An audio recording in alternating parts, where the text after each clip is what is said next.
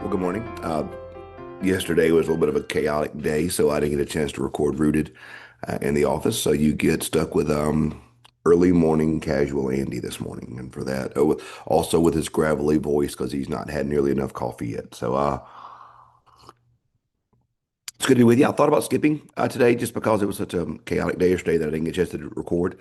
So I apologize. This is you probably get this a little late. Hopefully not too late, but may take a minute. I thought about, just doing a text this morning, but I really want to talk about Jephthah because it's a very interesting story. And also knowing starting annual conference tomorrow means that I'll be out of pocket for the rest of this week.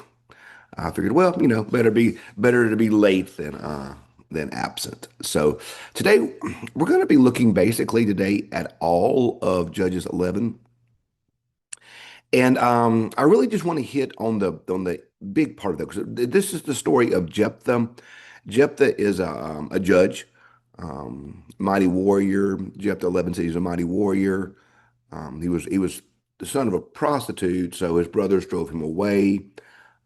He fled, and basically uh, Jephthah fled from his brothers and lived in the land of Toab. Outlaws gathered around him. He went raiding. They went raiding with him. So sounds like a bounty hunter in Star Wars or something. Then a war came. So we see that Jephthah is lived a tough life. They they turned back. The elders turned back to Jephthah when they need help. Says, "You bring me home, I will fight, but I'll also be your leader." And the leader said, "Okay." He said, he comes back to fight. He wins the battle. The Israelites are freed. Uh, now he's in charge. So, but what I really want to get to is the end of I'm going to read verses 29. This is chapter 11, 29 through 38. Then the Spirit of the Lord came to Jephthah, and he passed through Gilead and Manasseh. And he passed on Mitzvah of Gilead, and through Mitzvah of Gilead, he passed on the Ammonites. And Jephthah made a vow to the Lord that if you give the Ammonites into my hand, whatever comes out of the doors of my house to meet me when I return victoriously from the Ammonites shall be the Lord's, shall be offered up by me as a burnt offering. So Jephthah crossed over the Ammonites to fight against them. The Lord gave them into his hand, and he inflicted a massive defeat on them from Asher to the neighborhood of Menthith, 20 towns, as far as Abel Kerameth. So the Amorites were subdued before the Israelites. And Jephthah came to his home in Mitzvah, and there was his daughter to come out to meet him with timbrels and dancing, because he was his only child. He had no son or daughter except for her. When he saw her, he tore his clothes and said, "Alas, my daughter, you have brought me very low. You have become the cause of great trouble to me. For open my mouth to the Lord, I cannot take my vow." She said, "My father, if you have opened your mouth to the Lord, do to me according to what come out of your mouth. Now that the Lord has given you vengeance against your enemies, the Ammonites." Saying, she said to his father, "Let this thing be done for me. Grant me 2 months that I may go and wander on the mountains and bewail my virginity, my companions and I." "Go," he said. And he sent her away for 2 months. So she departed, she and her companions, to bewail her virginity over the mountains. At the end of 2 months, she returned to her father, who did with her according to the vow he had made. She had never slept with a man.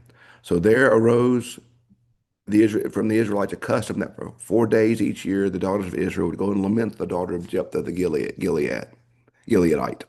So let's unpack what is happening here, and it's fun. We see that Jephthah is a judge.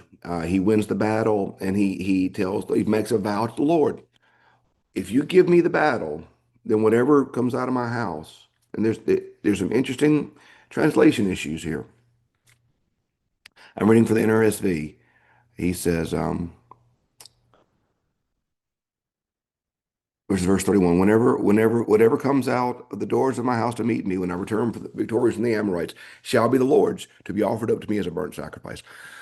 I was reading this morning about this passage because this is a passage that always, when I read this passage as a kid, it was one of those things that some of you made me, some people that know me may know that I'm always very hesitant to make promises. My parents raised me pretty much with the concept that whatever you do, don't break a promise. So I don't ever make promises because the last thing I want to do is ever go back on my word and break a promise. So that was something that was impressed upon me when I was younger. And then we see the story that of Jephthah that when I read when I was younger, saying, "Oh my gosh, If you make a vow or promise to God, no matter what, you better keep it, even if it comes to sacrificing your own family. So that's how I've always read this passage for most of my life, how I read this passage, how I've heard it interpreted, things such as that. But a couple things here. First, it's if you look at the actual Hebrew, and I was doing some reading this morning just to get a clarity on this passage. Um, it says in the NRSV, when I return from the Amorites, shall be the Lord's to be offered up to me as a burnt sacrifice. The word there too is a interesting word in the Hebrew. Uh, and it is and I think I've shared with you before, Bible translation is as much an art as it is a science. In fact, it's more of an art than a science. And so, those of us that are reading English translations, whether they be King James, NRSV, New Living, NIV, there's always some there are some words in both Hebrew and in Greek that do not perfectly translate into English. So in those moments, the translators try to do the best job that they can in capturing the meaning of the word while maybe not getting the word exactly right. That's very true across all of Scripture. That's why it's always wise when you read the Bible to read from a variety of translations, just to get a bigger picture of what the Bible's saying.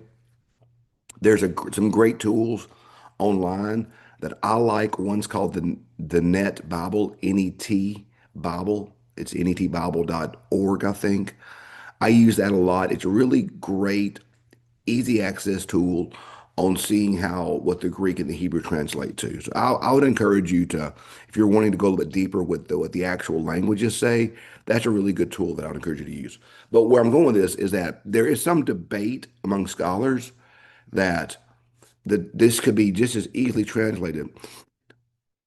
When I return from the Amorites, shall be the Lord's or be offered up to me as a burnt offering. So there's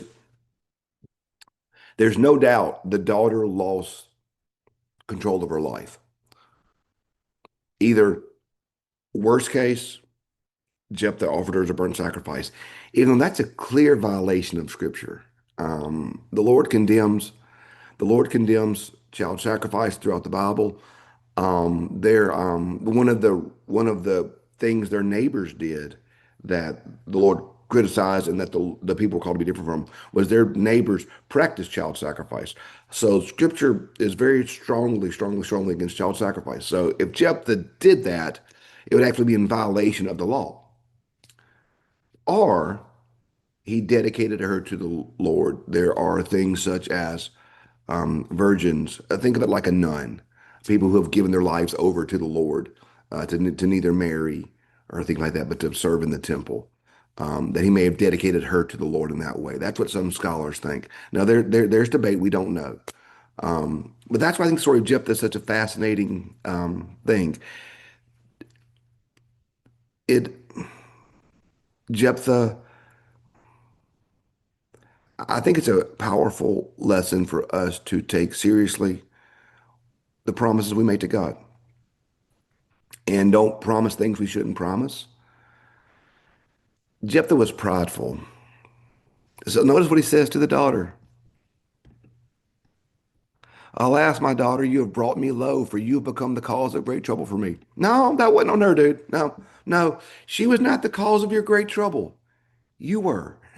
You were the one that made a promise. You were the one that got ahead of yourself. You were the one that did this. And so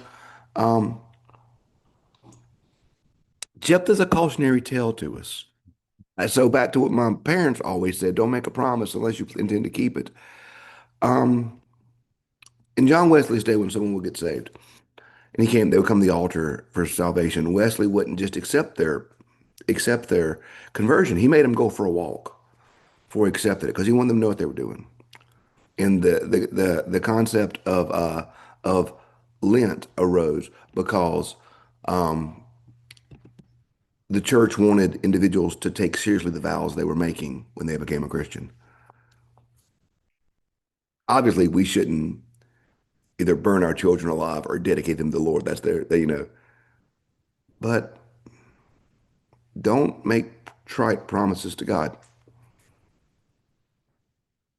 Take your vows seriously. As a minister, I take my vows to the Lord seriously. As a Christian, we should take our vows to the Lord seriously. When you join a church, you make promises. We should take these things seriously. So Jephthah is not an example that we should emulate. We shouldn't try to say, I want to be like Jephthah, like most of the judges. We shouldn't say, no, I want to be like Jephthah.